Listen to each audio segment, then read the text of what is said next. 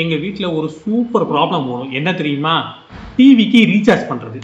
அதாவது நம்ம எப்போ டிவி ரீசார்ஜ் பண்ணுறோமோ அன்னையிலேருந்து ஒரு 27 நாளைக்கு பார்க்கவே மாட்டாங்க.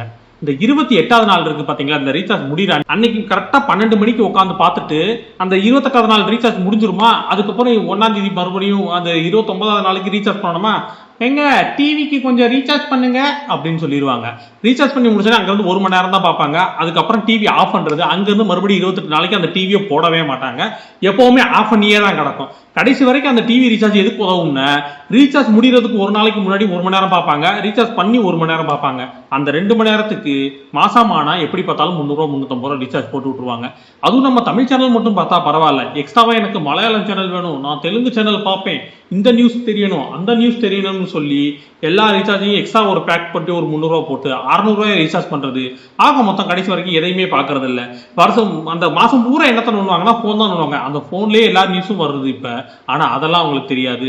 டிவியில தான் பார்க்கணும், ஆனால் அது 1 மணி நேரம் தான் மாசத்துக்கு ஒரு தடவை பார்ப்பாங்க. அதுக்கு நம்மளோட உசுரை வாங்குவாங்க. இது எங்கே போய் முடியும்னு எனக்கு தெரியல. உங்கள் வீட்டில் எப்படி டிவி கரெக்டாக பார்க்குறாங்களா, இல்லை பார்க்காம இப்படி மாதம் முடிகிறப்ப மட்டும் ஒரு தடவை ரீசார்ஜ் பண்ண சொல்கிறாங்களான்னு சொல்லுங்கள். என் நிலைமை எனக்கு அப்படி தான் போயிட்டு இருக்கு. உங்கள் நிலைமை எப்படின்னு நீங்களா சொன்னால் தான் எனக்கு தெரியும். வீடியோ பிடிச்சிருந்தா லைக் பண்ணி கமெண்ட் பண்ணுங்க, முடிஞ்சா சப்ஸ்கிரைப் பண்ணி விடுங்க.